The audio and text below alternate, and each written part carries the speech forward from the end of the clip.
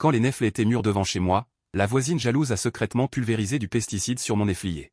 J'ai gentiment conseillé aux villageois qui volaient les nèfles de ne pas les cueillir, mais les villageois ne m'ont pas écouté. En regardant les silhouettes furtives par la fenêtre, j'ai pris mon téléphone et j'ai secrètement filmé tout le processus de pulvérisation de pesticides. Après que la personne soit partie avec le pulvérisateur, je n'ai pas cueilli les nèfles traitées au pesticide, mais j'ai accroché un panneau d'avertissement comme si c'était la vie d'avant. L'après-midi, comme prévu, quelques villageois ont sauté par-dessus le mur quand il n'y avait personne chez moi pour voler les nèfles. En voyant Erkian et sa femme sans lésine, je n'ai pu m'empêcher de dire, ils sont vraiment venus. Ces deux familles ne sont pas des gens bien. Erkian est connu dans le village pour être un petit voleur. Voler chez lui, c'est comme rentrer chez soi. Quant au couple sans lésine, ils sont un couple particulièrement vicieux et ont même extorqué de l'argent à la famille Xiao. Voyant ces deux familles cueillir avidement les nèfles, cassant même les branches et les laissant tomber partout par terre, j'ai ricané froidement, allez-y, mangez-les. Mangez jusqu'à en mourir. Cette fois, je ne laisserai pas le véritable coupable s'en tirer. J'ai sorti mon téléphone, trouvé le groupe de discussion du chef du village, et demandé au chef du village de m'ajouter au groupe de notification du village. Une fois dans le groupe, j'ai envoyé un gros paquet rouge sans un mot. Cela a immédiatement attiré l'attention de tout le monde. Pourquoi un si gros paquet rouge? J'ai directement posté la vidéo de Ge Quixiang pulvérisant du pesticide sur mon néflier et je me suis excusé en expliquant aux villageois. Habituellement, à cette période de l'année, j'inviterais tout le monde à déguster gratuitement mes nèfles mûres. Mais cette année, ma voisine Ge Quixiang a pulvérisé du pesticide sur le néflier. Craignant que quelqu'un ne s'empoisonne, j'ai eu cette idée. Je rappelle solennellement aux voisins de ne pas cueillir les fruits et de le dire à leur famille, afin d'éviter tout accident. Un villageois, après avoir entendu cela, est immédiatement devenu furieux. Il n'a pas pu s'empêcher de crier « Cette vieille femme Quixiang est malade ou quoi? Pourquoi pulvérise-t-elle du pesticide sur le néflier des autres sans raison? Veut-elle empoisonner tout le village ?» Cette fois, la vieille femme est trop méchante. Elle ne supporte pas que les autres soient meilleurs qu'elle. N'ayez pas peur, appelez vos parents. Demandez-lui de payer pour ce qu'elle a fait. À cette époque, personne ne comprenait la situation des nèfles. Maintenant que les nèfles sont là, cela coûte de l'argent. Si vous aviez vendu ces nèfles, vous auriez pu gagner beaucoup d'argent. Ge Quixiang va devoir payer. Les villageois parlaient les uns après les autres, plus en colère que moi qui étais personnellement concerné. Oui. Chaque année, nous pouvions manger de gros et doux nèfles gratuits. Cette année, alors qu'ils étaient sur le point d'être mûrs, ils ont été aspergés de pesticides par Ge Quixiang. Nous regardons les nèfles mûrs et jaunes sur l'arbre, mais nous ne pouvons pas les manger. Comment les villageois ne pourraient-ils pas être en colère? J'ai répondu un par un aux villageois dans le groupe, m'assurant que tout le monde était informé. Ensuite, j'ai levé la tête et regardé par la fenêtre. À ce moment-là, Sanlési était déjà monté sur le néflier, assis sur la branche, cueillant des nèfles, en mettant dans sa bouche. En bas de l'arbre, sa femme était comme un démon affamé. Elle s'empiffrait de l'oka. À côté, tante Erkiang cueillait aussi des lokas et en donnait à son petit-fils. Dans sa vie précédente, sa grand-mère avait été poussée d'une falaise par son petit-fils et était morte. Tante Erkiang et la famille de Sanlési revenaient les bras chargés, récoltant tous les lokas de l'arbre de chez nous, ceux qui avaient été pulvérisés de pesticides. J'ai immédiatement appelé mon père. « Papa, reviens vite. Il s'est passé quelque chose à la maison. La voisine, tante Quixiang, a pulvérisé des pesticides sur notre arbre à loka. » J'avais prévenu tout le monde dans le groupe, mais tout à l'heure, je suis sorti et j'ai vu que beaucoup de lokas de chez nous avaient été volés. Je ne sais pas qui n'a pas vu la notification et a volé nos lokas. J'espère qu'ils ne vont pas en mourir. En entendant mes paroles, mes parents ont abandonné leur travail au champ et se sont précipités pour rentrer. J'ai vu mes parents arriver de deux côtés, avec ma grand-mère, Kinua, qui les suivait. « Qu'est-ce qui se passe? As-tu été maltraité à l'école? Pourquoi es-tu rentré soudainement? » Je n'ai pas été harcelé. J'avais juste de la fièvre et j'avais peur que la grippe ne contamine mes camarades. Laissez-moi rentrer à la maison pour me reposer quelques jours, puis retourner à l'école après que ma fièvre soit tombée. Mes parents ont poussé un soupir de soulagement. Ils ont laissé ma grand-mère m'accompagner à la maison. Ils n'ont même pas mis leurs chaussures et se sont précipités au village pour chercher quelqu'un. Malheureusement, il était trop tard. La gourmande tante Erkiang et le couple Sanlési mangeaient déjà en marchant. En rentrant chez eux, chacun avait mangé au moins un demi-gin. Des lokas pulvérisés de pesticides. Quand mon père est arrivé, les deux familles crachaient de la mousse. Entendant que les lokas étaient couverts de pesticides, les proches des deux familles se sont précipités en voiture pour les emmener à l'hôpital. Quand ils sont arrivés, le petit-fils de la famille Erkiang n'avait déjà plus de souffle. Sanlési avait le plus mangé. Il était sur le point de mourir. Heureusement, tante Erkiang et la femme de Sanlési ont été sauvés. Cependant, ce qui les attendait n'était pas une étreinte de soulagement, mais des gifles de leur propre famille. Oncle Erkiang a donné une gifle à tante Erkiang, la faisant tourner la tête. « Le fils te donne 2000 yuan par mois, et tu vas juste manger un morceau. Tu as dû aller voler. Maintenant, c'est fini, le petit-fils est perdu. Comment vas-tu expliquer ça à ton fils et ta belle-fille, en entendant que son petit-fils bien-aimé était mort empoisonné par les lokas qu'elle avait volés? » Tante Erkiang a lancé un regard furieux à ma famille. « C'est de votre faute, mon petit-fils est mort empoisonné par les lokas de chez vous. Erkiang, Pourquoi me frappes-tu? Va chercher le clan Xiao pour régler leur compte. On règle quoi? Les pesticides sur les locats ont été pulvérisés par cette vieille femme, Ge Quixiang. Oui, c'est Ge Quixiang qui a tué mon petit-fils. Il n'a jamais eu de fils de toute sa vie. Elle a eu 3 filles, sans même un petit-fils. Elle a dû être jalouse que j'ai un petit-fils. Elle a délibérément empoisonné mon petit-fils. Le couple serrait les dents, désireux de dévorer Ge Quixiang. Sur l'autre lit d'hôpital, la mère de sang les y tirait aussi sa belle-fille, lui faisant expérimenter ce que c'était que d'avoir l'air frais. Espèce d'idiote, je n'aurais pas dû être clémente et laisser le 3e fils t'épouser. Le 3e aimait manger des nèfles, alors plantez quelques arbres pour lui. Ça ne vous tuera pas. Vous êtes trop paresseux pour en planter vous-même, alors vous allez voler ceux des autres. Mon pauvre 3e. C'est vous qui l'avez tué. Regardez les yeux furieux de ces 2 familles de parents, je vais leur transférer la vidéo de mon téléphone. Dépêchez-vous de trouver grand-mère Quixiang. C'est sa faute si elle a pulvérisé des pesticides sur l'arbre de néflier de ma maison. C'est elle la coupable. Les 2 familles se regardèrent et coururent le plus vite possible vers la maison de Ge Quixiang. Je les suivis en appelant la police. Allô, je veux porter plainte. Quelqu'un a empoisonné mon néflier. 2 villageois de notre village sont déjà morts après avoir mangé des nèfles. Je viens de raccrocher après avoir appelé la police. Pendant ce temps, les 2 familles, portant de grandes caisses, se précipitèrent le plus rapidement possible chez Ge Quixiang et se mirent à crier, exigeant une compensation. Ge Quixiang, paniqué et en colère, pointa du doigt grand-mère Qinghua et dit, ce sont eux qui sont morts après avoir mangé les nèfles de la famille Xiao. Allez voir grand-mère Qinghua. C'est certainement le petit-fils de leur famille qui, ne voulant pas que les villageois mangent les nèfles de leur maison, a délibérément pulvérisé des pesticides sur les nèfles. La famille Xiao est responsable de la mort de votre famille. Allez leur demander une compensation. Le frère aîné de Sanlési entendit cela, cracha par terre et jura que Ge Quixiang n'était pas une bonne personne. Dans la vidéo, il avait clairement vu que c'était parce qu'elle avait pulvérisé des pesticides sur l'arbre de néflier de la famille Xiao que son jeune frère était mort à cause des nèfles. Maintenant, non seulement elle refuse de s'excuser, mais elle répand des rumeurs pour nuire aux autres. Ge Quixiang paniqua. Elle refusa toujours de reconnaître les faits, en serrant les dents. À ce moment-là, j'ai sorti mon téléphone. J'ai mis le volume au maximum et j'ai pointé l'écran directement vers cette vieille femme. Grand-mère Quixiang. Nous ne vous avons jamais fait de tort. Pourquoi voulez-vous nous faire du mal ainsi? Qui ne sait pas que les villageois viennent chaque année cueillir des nèfles chez nous? En pulvérisant secrètement des pesticides sur nos néfliers, voulez-vous empoisonner tous les villageois? Et ensuite, nous accuser de la mort de mes parents? Je n'ai pas pulvérisé de pesticides. C'est de l'eau que j'ai pulvérisée, pas des pesticides. C'est juste de l'eau raisonnablement mise dans un pulvérisateur. J'ai vu que votre néflier était un peu sec, alors j'ai eu la gentillesse de pulvériser un peu d'eau pour vous. N'est-ce pas permis? À ce moment-là, un bruit de sirène aiguë retentit soudain à l'extérieur. J'ai ricané. J'ai rangé mon téléphone et j'ai laissé le passage aux policiers arriver. Avez-vous pulvérisé des pesticides ou de l'eau? Allez à la station de police et expliquez bien. Je crois que la police fera une enquête approfondie pour rendre justice aux défunts.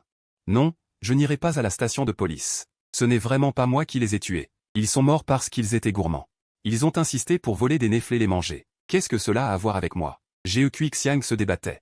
Elle a été escortée par les policiers dans la voiture de police. La maison de Ge a également été entourée par une ligne de police. Les policiers chargés de l'affaire ont rapidement trouvé chez Ge un pulvérisateur utilisé pour pulvériser des pesticides, et ont également trouvé dans la cour une bouteille de pesticides vide.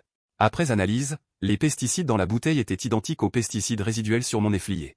Comme c'est moi qui ai filmé la vidéo, j'ai également été emmené à la station de police. Xiao Qinghua, vous saviez que Ge Quixiang avait pulvérisé des pesticides sur votre néflier. Pourquoi ne l'avez-vous pas arrêté? J'ai souri amèrement et expliqué que j'avais alors une forte fièvre et que j'étais trop faible.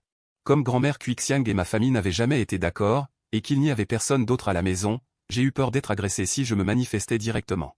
Alors j'ai secrètement enregistré la vidéo, prévoyant de la donner à mon père plus tard, pour éviter que les gens du village ne se méprennent. J'ai même envoyé la vidéo dans le groupe de discussion du village. Pour ceux qui n'auraient pas vu le message, j'ai aussi écrit à la main un panneau d'avertissement et l'ai accroché à un arbre. Jusqu'à présent, le panneau devrait toujours être à sa place. La police a continué à interroger. Pourquoi les familles de Erkian et Sanlési, lorsqu'elles sont venues voler des pêches, ne sont-elles pas intervenues? J'ai expliqué que j'avais eu une douleur abdominale et que j'étais allé aux toilettes. Je n'ai pas remarqué que quelqu'un était venu. Ce n'est qu'au retour que j'ai vu des feuilles de pêcher éparpillées devant la porte. Les fruits sur l'arbre avaient aussi visiblement diminué, j'ai alors réalisé que quelque chose avait pu se passer et j'ai immédiatement appelé ma famille pour les informer. Et j'ai même dit que je pouvais fournir l'historique des appels comme preuve. J'ai déverrouillé mon téléphone et les donné à la police. 1 heure plus tard, j'ai terminé mon déposition et je suis sorti. En me voyant sortir, toute la famille s'est immédiatement rassemblée autour de moi. J'ai pris la main de mes parents et nous sommes rentrés à la maison ensemble. À peine rentrés, nous avons entendu des pleurs et des bruits de destruction venant de la maison d'à côté. Arrêtez de casser. Ne cassez plus. La mort est due à Quixiang, qu'est-ce que ça a à voir avec moi? Et, Quixiang est votre femme, vous devez payer pour ses erreurs. Non, si j'avais utilisé le poison de Quixiang, je divorcerai d'elle dès qu'elle sortirait du poste de police. Elle n'est plus de notre famille. Allez lui demander des comptes, ou aller chez ses parents. Le mari de Jeu Quixiang était tellement en colère qu'il en rougissait et que sa gorge était gonflée, mais personne ne lui prêtait attention. Cet homme était notoirement. Normalement, il battait et insultait sa femme. Ses 3 filles recevaient souvent ses coups avant de se marier. Depuis que ses filles s'étaient mariées. Sauf pour des visites occasionnelles lors des fêtes ou des événements familiaux, elles ne venaient presque jamais dans la maison de leurs parents. Cela ne les étonnait pas. Quand elles se sont mariées, leur père avait dit lui-même d'une voix forte, une fille mariée est comme de l'eau renversée. Revenez moins souvent chez vos parents. Jeu Quixiang ayant causé ses ennuis. L'homme s'est précipité pour appeler ses filles et ses gendres à l'aide, mais aucun n'a voulu lui répondre. Regardez. Ils sont si obéissants. Si le père ne leur permet pas de revenir, ils ne reviendront vraiment pas. Et à ce moment, les familles de Erkian et Sanlési étaient déjà entrées chez Jeu Quixiang. Elles ont tout cassé en 1000 morceaux. Le livret d'épargne de la maison, 2 porcs engraissés. Un bovin, une douzaine de poules pondeuses, et plus de 20 sacs de riz. Tout a été partagé et dispersé sur place par ces 2 familles. Qinghua a jeté un coup d'œil et a vu le petit-fils de Erkian. Et le corps de Sanlési, qui était juste posé chez Ge. En voyant la famille de Xiao revenir. Le mari de Jeu Quixiang, furieux, a pointé du doigt mes parents en disant, si ces 2 familles n'avaient pas volé les pêches de la famille de Qinghua. Comment aurait-elle pu être empoisonnée? La famille de Qinghua est aussi responsable. Pourquoi n'allez-vous pas leur demander de l'argent? Ah oui, Qinghua va bientôt passer son examen d'entrée à l'université. Allez demander de l'argent à leur famille. S'ils ne donnent pas, allez faire du bruit à l'école, faites du bruit pour que Qinghua ne puisse pas aller à l'école. Ils vont certainement payer. Ce que l'homme a dit est juste. Si ce n'était pas pour les calculs de la famille de Qinghua, une chose pareille ne se serait pas produite. Effectivement, les familles Erkian et Sanlési ont regardé. Leurs yeux étaient remplis d'une frénésie assoiffée de sang. J'ai soupiré dans mon cœur, le bien ne paie pas. Être gentil avec les autres signifie être victime d'intimidation. En regardant les villageois qui regardaient la scène, les yeux rouges, je me suis avancé et j'ai soudainement salué profondément. Puis j'ai crié fort. Quelle famille n'a pas goûté au kaki de leur famille? Grand-père et parents ont toujours considéré les compatriotes comme leur propre famille, n'empêchant jamais personne de venir cueillir. Maintenant, ils ne demandent pas à tout le monde de les soutenir, ils souhaitent seulement que quelqu'un dise une parole de justice pour eux. En parlant de cela, mon ton est devenu de plus en plus passionné. Cet arbre à kaki a bien été planté par notre famille, mais nous n'avons jamais laissé Erkian et Sanlési voler des kakis. Ils sont venus chez nous pour voler des kakis. Nous n'avons pas encore réglé les pertes. Maintenant, ils se sont tués eux-mêmes et viennent nous demander de l'argent à nous, les victimes. Quelle logique est-ce là? J'ai regardé tout le monde d'un air menaçant, puis mon ton est redevenu froid. Si ma famille doit vraiment payer pour cela aujourd'hui, alors à partir de maintenant, si je vois quelqu'un pulvériser des pesticides dans ses champs ou à sa porte, je les tailladrai et je m'allongerai pour demander réparation. De toute façon, les cultures sont les vôtres. Les pesticides sont aussi les leurs. Même si je suis allé voler et que j'ai eu un problème, ce sera toujours votre responsabilité. Ces mots ont fait que les villageois, qui n'étaient pas concernés au départ, se sont retournés instantanément. Au milieu de la foule, le prince des arts martiaux, qui était resté silencieux, a sorti sa canne. Il est l'un des anciens les plus respectés du village. Ses yeux troubles ont balayé la foule, pour finalement se poser sur le visage de Qinghua. Qinghua, ce que vous dites est vrai, mais vous devez aussi réfléchir à la façon dont les gens ont vraiment volé vos kakis ces dernières années. Quand votre grand-père était vivant, il disait souvent que les fruits de votre famille sont les fruits de tout le monde. Si un enfant était accro, en cueillir quelques-uns ne comptait pas comme du vol. Maintenant, vous utilisez le mot vol, n'est-ce pas trop impitoyable?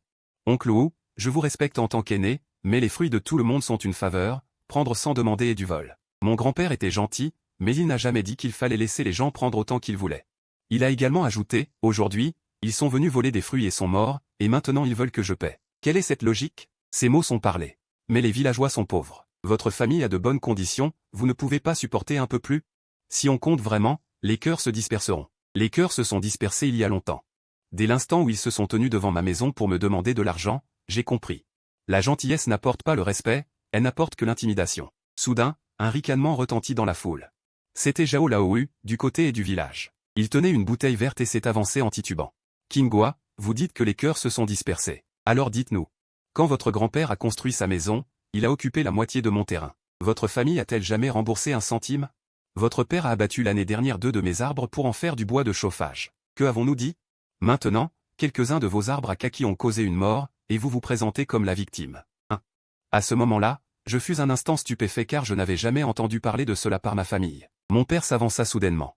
Il répliqua d'une voix forte, disant que le terrain du village avait été attribué uniformément à l'époque, et que la moitié du terrain de Zhao Lao avait déjà reçu une compensation appropriée. Quant aux 2 mûriers, c'est parce que le fils de Zhao a volé les arbres fruitiers de sa propre famille. Il fut pris sur le fait. Le père de Zhao Lao lui-même accepta de les donner en guise de compensation. Mon père, de plus en plus ému, déclara que si l'autre partie voulait revenir sur sa parole, autant tout éclaircir devant tout le monde aujourd'hui. Zhao Laohou, face à cette réfutation claire et nette, fut coupé du langage pendant un moment, son visage devint tout rouge, mais il garda encore la face. Il renfrogna sa voix et cria, marmonnant des propos déraisonnables. C'est alors qu'une villageoise silencieuse, dame d'Assao, intervint soudainement, Zhao Laohou. Ne crie pas ici à tort et à travers. Il y a des années, ta femme avait des difficultés à accoucher, et c'est grand-mère Kinua qui a couru d'Ili pendant la nuit. Pour chercher une sage-femme. Elle n'a pas demandé un centime. Tu dis cela maintenant. As-tu donné ta conscience à manger au chien? Le visage de Zhao Laohou devint rouge, il recula balbutiant dans la foule. Mais ses paroles furent comme un caillou jeté dans un lac, suscitant davantage de mécontentement. Le cousin de Sanlési s'avança. Pointant du doigt mon père, ton mûrier est planté sur le bord de la route, n'est-ce pas pour attirer les gens à le cueillir exprès? Maintenant qu'il y a un problème, tu veux t'en laver les mains? Pas question. L'arbre a été planté par mon grand-père, et l'arbre a été donné par ma belle famille. Pouvons-nous déplacer l'arbre? Vous volez et vous avez raison? La foule commença à bavarder. Certains déterrèrent de vieilles histoires d'il y a plus de 10 ans. Certains ont dit que ma famille avait beaucoup de récoltes à l'époque, donc il était normal de partager un peu avec le village. D'autres ont dit que puisque vous êtes riches, vous devriez payer plus. Les villageois, initialement hésitants, furent de nouveau entraînés dans la mauvaise direction par ces vieilles histoires. J'ai regardé les visages familiers et inconnus, et j'ai soudain eu froid partout. Je me suis rappelé que ma grand-mère disait souvent que les villageois étaient simples et honnêtes. Mais maintenant, sous cette simplicité, il y avait de la calcul et de la jalousie. Eh bien, puisque vous voulez déterrer de vieilles histoires, creusons jusqu'au bout. Qui doit de l'argent à ma famille et ne l'a pas remboursé? Qui a emprunté des céréales à ma famille et ne l'a pas rendu? Qui a payé les frais de scolarité de leurs enfants grâce à mon père? Réglerons-nous tout cela aujourd'hui? Ces mots furent comme une bassine d'eau froide, réprimant certains villageois qui voulaient encore causer des problèmes. Ils se regardèrent. Qui n'a pas reçu la bienveillance de la famille Xiao? Si l'on devait vraiment compter, il serait probablement plus coupable. Les villageois qui regardaient la scène en spectateur ont entendu mes paroles. Et n'ont pu s'empêcher de soupirer, ce que la famille Kinua a dit est vraiment sensé. Dans la campagne, quand on plante des arbres, faut-il les faire mourir? Et quand on cultive, qui ne pulvérise pas de pesticides pour tuer les insectes? Si la famille Kinua devait vraiment payer, alors à l'avenir, tous les villageois suivraient leur exemple. Allons-nous encore cultiver? Voyant les villageois bavarder les uns après les autres, le vent tournait progressivement en faveur de ma famille. Mes parents échangèrent un regard, se décidèrent, et traînèrent grand-mère Jingzi jusqu'à la porte de la maison de Jeekuiwa. Fort heureusement, ils s'assirent sur le seuil, dans une attitude de ne pas renoncer avant d'avoir obtenu justice. Ma mère se tenait encore devant la porte de la maison de Jeekuixiang et cria à plein poumon, voulant que le mari de Jeekuixiang sorte pour clarifier la situation. Il répétait sans cesse que ce sont les fruits de la famille Xiao qui ont nui à son homme. Alors aujourd'hui, autant régler cette affaire une bonne fois pour toutes. Elle a également exigé que l'autre partie rembourse d'abord tous les fruits volés furtivement dans le verger de ma famille au fil des ans. Chacun de ces rabais sera payé. Désormais, vous n'aurez plus à rougir pour venir cueillir. Pour éviter tout problème et que l'on blâme encore la famille Xiao. La famille Xiao ne peut supporter une telle dette de sang. Après avoir crié, la mère se tourna brusquement vers ces villageois qui avaient précédemment insisté pour que la famille Xiao paie des dommages. Sans aucune pitié, elle leur dit, et vous, vos familles, ne vous dépêchez pas de partir. Combien de châles, combien de visages avez-vous pris chez moi ces dernières années? Mis bout à bout, ce n'est pas une petite somme. Aujourd'hui, pendant que tout le monde est là, nous allons aussi régler les comptes. Désormais, ce qui est à vous est à vous. Ce qui est à nous est à nous. Vous n'aurez plus droit à une seule de mes fruits. Pour éviter qu'un jour, quelqu'un de votre famille ne mange les fruits de mes arbres. Et qu'il ne lui arrive un malheur. Je ne pourrai pas m'expliquer. Les paroles de ma mère firent rougir et pâlir. Ces villageois qui aimaient le plus profiter des choses. La femme de Zhao Laozi ne put s'empêcher de s'avancer. Elle dit d'une voix forte, hélas, maintenant vous dites que nous vous volons vos fruits. Au début, votre belle-mère a dit vous-même que vous pouviez cueillir librement. Comment se fait-il que vous reveniez maintenant sur votre parole? Le père entendit cela et trembla de colère. Il lui pointa du doigt. Cueillir librement était une formule de politesse. Mais vous, vous preniez des paniers entiers. L'année dernière, mon plus grand prunier a perdu tous ses fruits en une nuit. Est-ce que c'est votre fils qui a fait ça? Avez-vous vu? Avez-vous des preuves? Sans preuves, c'est de la diffamation. Voyant que la femme de Zhao-Si parlait sans retenue, je m'approchai de ma mère et sortis un petit carnet usé de ma poitrine. J'ai ouvert une page et les montré à tout le monde. Des preuves. Ma grand-mère a commencé à tenir ce registre il y a 3 ans. Aujourd'hui, j'ai sorti le livre de comptes. Qui a cueilli quoi, quand et combien, tout est noté. Il disait toujours qu'il se souvenait des bonnes choses des autres. Je ne m'attendais pas à ce qu'aujourd'hui, il serve à noter les mauvaises choses des autres. Dès que j'ai eu fini de parler, la femme de Zhao-Si s'est précipitée pour me prendre le carnet, mais je l'ai esquivé. Elle a crié que le livre de comptes était un faux. J'ai ricané et ouvert une page. J'ai lu à voix haute les types et les arbres que la femme de Zhao-Si avait cueillis. Un murmure a parcouru la foule. Les visages de Erkiang et Sanlési étaient livides. Erkiang s'est précipité en avant et a dit, « Et alors si vous avez tout noté, vous nous avez demandé de cueillir 10 sacs pour vous aider ?» Après avoir cueilli, vous avez aussi dit que mes fruits étaient acides, que j'étais avare. C'est aussi de l'aide. J'ai eu une maladie. C'est ton père qui a payé 3000 yuan de frais médicaux. Je m'en souviens. Aujourd'hui, je te dois une fière chandelle.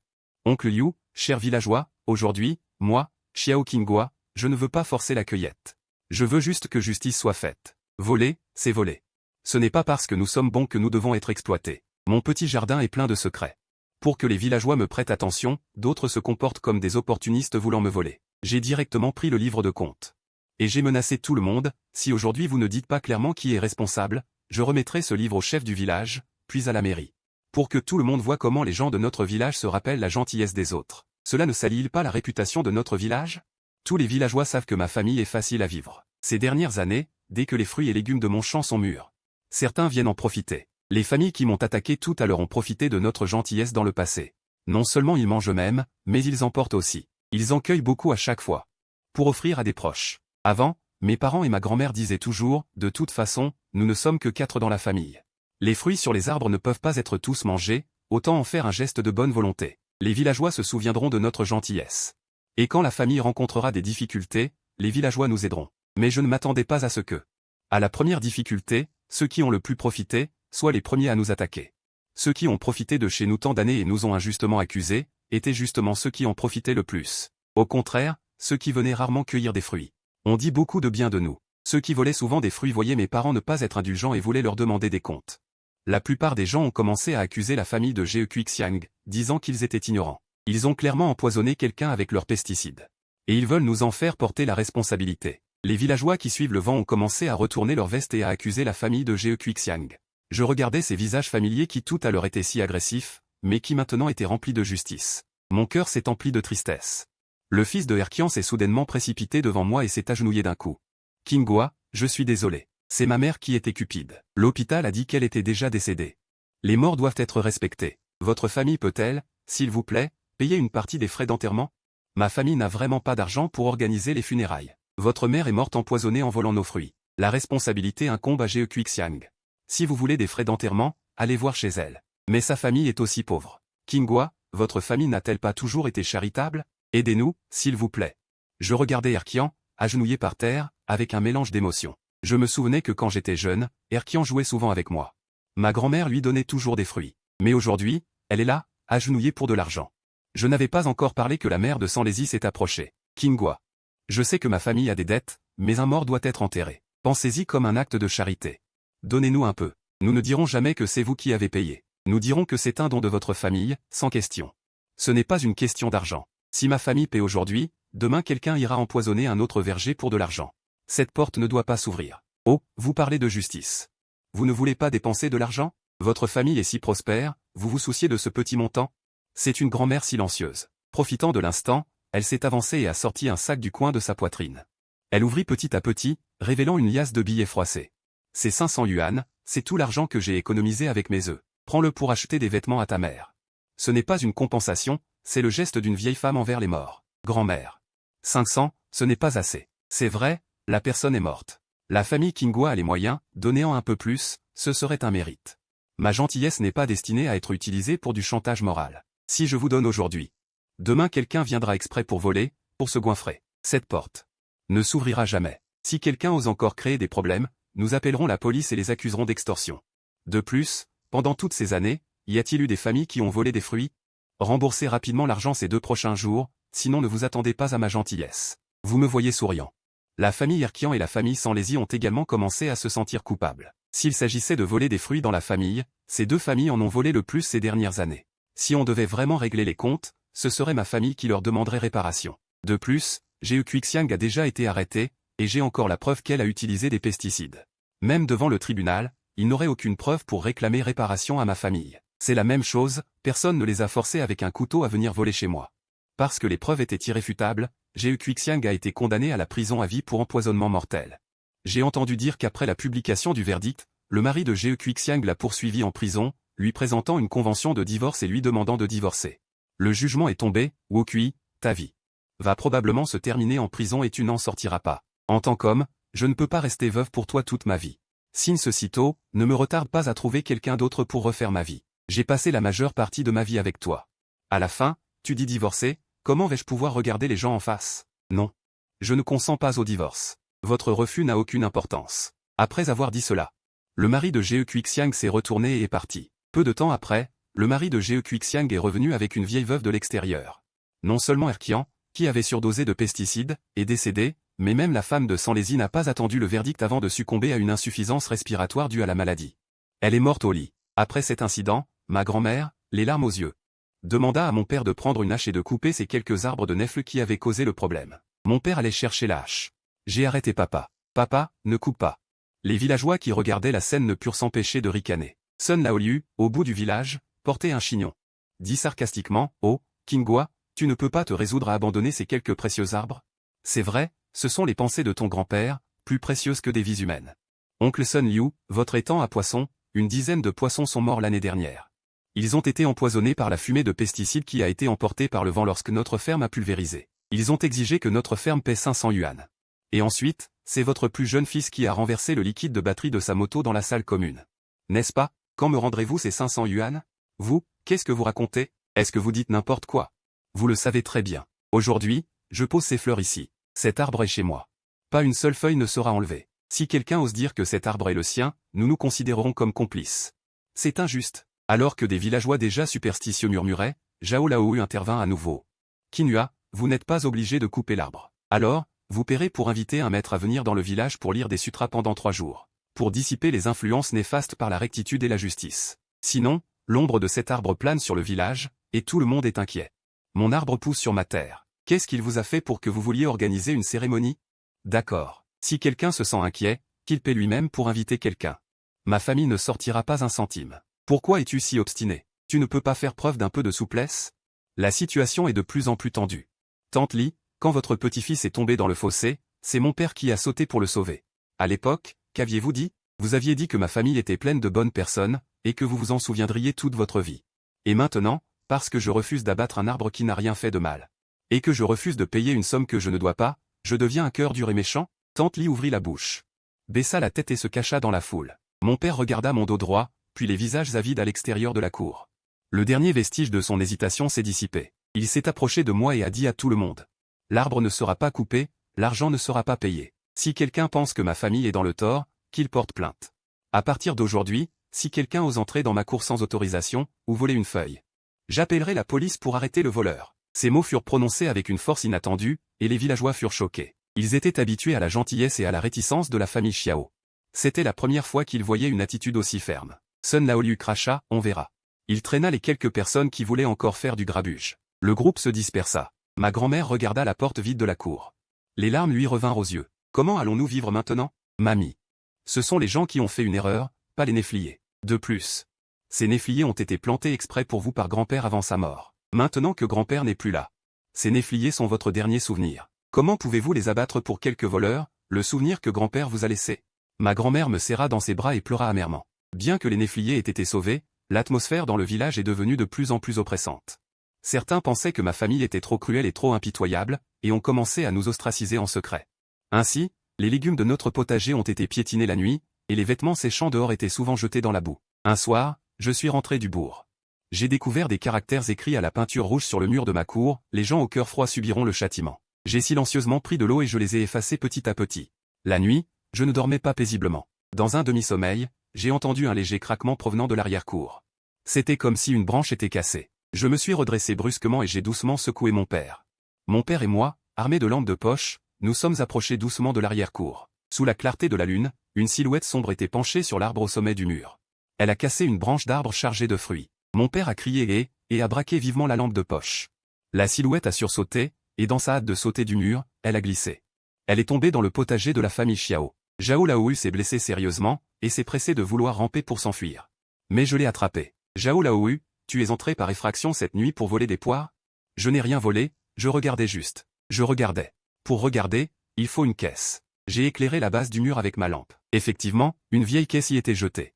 Je m'en suis approché et j'ai découvert qu'il y avait déjà un tas de poires et une botte de ciboule dans la caisse. L'épreuve était accablante. Zhao Laoyu n'a pas pu nier. Il a donc tenté de se faire passer pour un ivrogne. Ces quelques poires et ciboules pourries, qui valent quelques pièces, vous exagérez, n'est-ce pas? Vous devriez faire confiance au vieux lit. Ce n'est pas une question de quelques pièces. La dernière fois, c'était le potager de Keke, on a jeté de la boue. On a écrit des caractères rouges, cette fois c'est entré par effraction pour voler. Et ensuite? Est-ce que vous allez mettre le feu?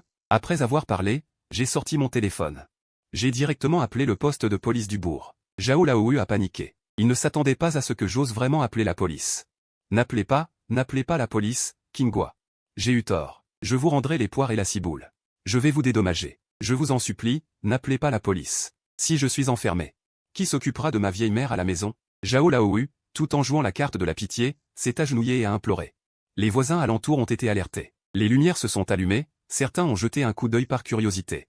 Je suis resté de marbre. J'ai clairement expliqué la situation et l'adresse au téléphone, puis j'ai raccroché et dit à mon père. Papa, surveille-le. Quand la police arrivera. Petit Qinghua, espèce de sale gosse. Pas étonnant que tout le village te maudisse.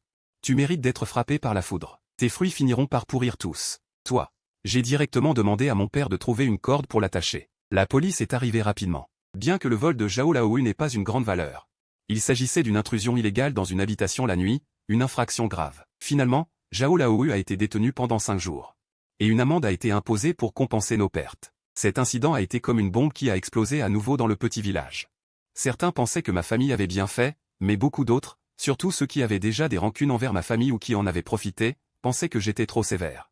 Les rumeurs se sont multipliées. Ce qui me faisait le plus mal, c'est qu'un jour j'ai vu la grand-mère Zagne, qui avait toujours eu de bonnes relations avec ma grand-mère.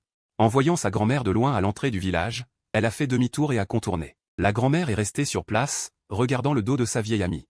Elle a regardé longtemps avant de rentrer doucement chez elle. Elle s'est assise sur le seuil, regardant le néflier. Elle a enfin dit ce qu'elle avait réprimé, si j'avais su que ce serait comme ça, j'aurais mieux fait de payer un peu d'argent.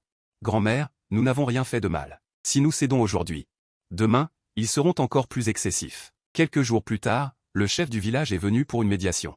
Il nous a conseillé de privilégier l'harmonie, voire de suggérer de payer une certaine somme pour apaiser leur colère. Réveille ta claque sur la table, c'est nous les victimes, pourquoi devrions-nous payer?